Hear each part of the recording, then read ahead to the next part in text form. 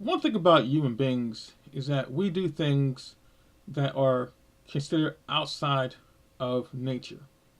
For example, we drive cars, we talk on phones, we write, we read, we communicate through, let's say, telecommunications, long distance. We take pictures and we make recordings. Understand this here: nature does not make recordings, nature does not take pictures. And there's probably a reason why. Because when you take a picture, let's say you take a photograph of a wedding or graduation, a newborn child, any stage of anyone, what you're saying is that you're going to look at that particular picture as being something that you can focus on later to derive some kind of connection with. But understand this here: the second you take a picture, you change who you are, and you continue to change throughout the rest of the time you're here. And so when we look at a picture, we're saying to ourselves, that's who I am. But in essence, that's who you were. When you write something down, you're taking something present and putting it into a space that becomes part of your past. When you record something, again, you're taking something that is present and you're making it part of your past. Good example. The other day I was out and about and I met this man. His name was Tony, and he said, "Hey John, how you doing?" I said, "Hi." He says, "You don't remember me? It's Tony. We went to school together. We were friends in high school." And I go, "No." "No, yeah, we were friends in high school. We were in the same class together. We spent time together all the time." I said, "I'm sorry, I don't remember you. I'm sure you were a nice guy, but I don't remember you." And so for some reason he remembered me. He said I kind of looked the same, and he didn't. I mean, his hair was he was balding. He had like long hair in the back, like ponytail, gray hair, gray beard, and the mustache was gray. But he remembered me. But that system of memory, that time frame, was gone. And had he taken a picture and said, "Look, this is a picture of us together," I still would say, "I don't remember that." You see, nature does not take photographs nor make recordings. So what we have to do is look at our lives in the sense of who we are now. Nature provides reflection. If I look in the water and I see myself, I don't see who I was. I see who I am. If I look away, that image is gone. So what I want to do is I want to live my life looking at who I am today and relating to that. Knowing that the person who I took a picture of, the recording I made some time ago, what I wrote down, that may not be me anymore. Have you ever dated someone, were deeply in love, infatuation was just so high, you might consider it love, and you wrote a love letter? You said, "Oh, I love you so much, and I want to be with you, and I want to kiss you," and you write all this crazy stuff down. And then sometime later, you break up with this person. Either they dumped you, or you dumped them, or you had a mutual split, whatever the case may be. And so you go back and you find this love letter, and the love letter states, "I will love you for eternity. No matter what happens, you can always depend on me because I love you." And you go, "Well, damn, I'm gonna call this woman back up again. She told me here that in writing that she will love me forever, even though we broke up 5 years ago." So you go on the phone, "Hey, how's it going?" Click. What happened? I'm gonna go stalk her because I'm gonna find her and tell her, "Hey, you promised me you'd love me." You see, we make a contract with ourselves and with others based on something that we can't really substantiate or hold on to. Pictures, writings, and photographs. Nature doesn't do that. When you see a baby, you relate to that child based on who it is at that time. If I knew someone who was a child, let's say they were a year old, 6 months old, whatever, they were a small child, and I see a picture of that small child, and I say, "Hey, it's been 20 years since I saw this child. I'm going to go back and visit." I can't relate to this person who I will meet as if they were this small child, because that child is no longer here. You will not find that child anywhere on earth, because the child is gone and the adult has come out of it. So when it comes to how people relate to you, you have to understand that anything that is artificial cannot maintain itself. Okay? It has to be continually added onto, focused in the now to become the reality that it is. You've seen people on TV, they are makeup or makeover shows, and they look, kind of one way, which wasn't very good, and they did a complete turnover or makeover, lost weight, or got their hair done, changed their style of clothes. And then this is a new image. You say, wow, look. You juxtapose the two images and you say, wow, this looks great.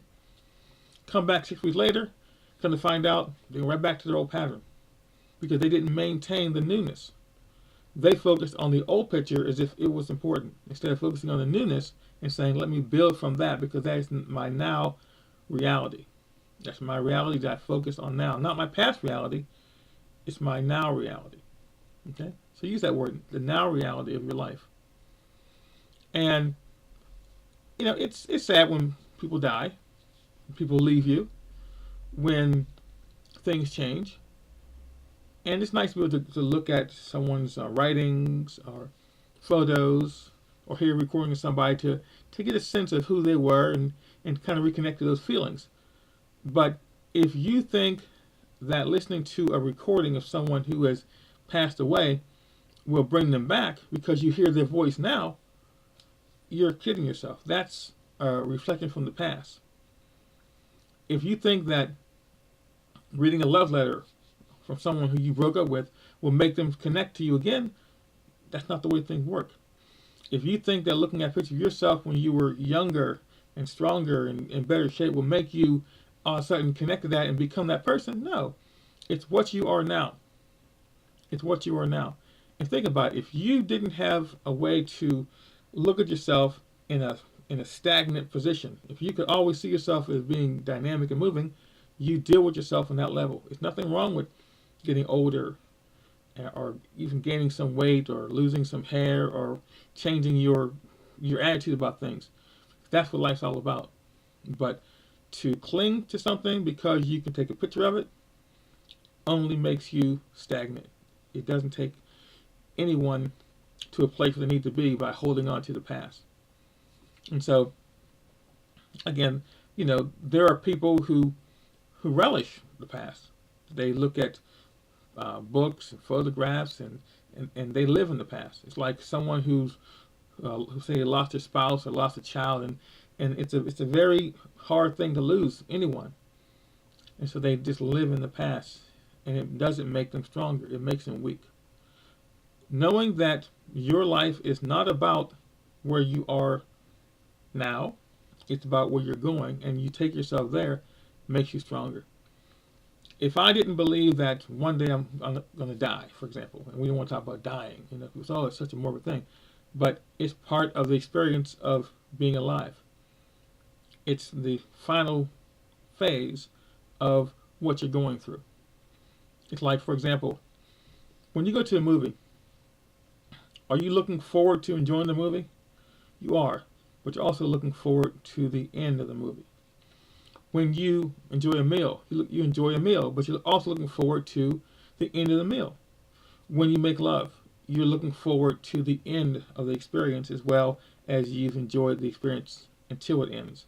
But in life, the end of things is really not a bad thing. The end of a movie, the end of a lovemaking experience, the end of a book, the end of a study, you graduated, the end of your life. They're not bad things. They're only bad if you look at it from the way of saying to yourself, I need to always be here. A perpetual student, perpetual eater, perpetual viewer of this TV show. And that's not natural. It's not the way life is. So, nature does not take pictures. Nature does not make photographs that we can look at and saying that's who we are and will always be. Nature provides reflections. So in your life, learn to reflect on who you are today.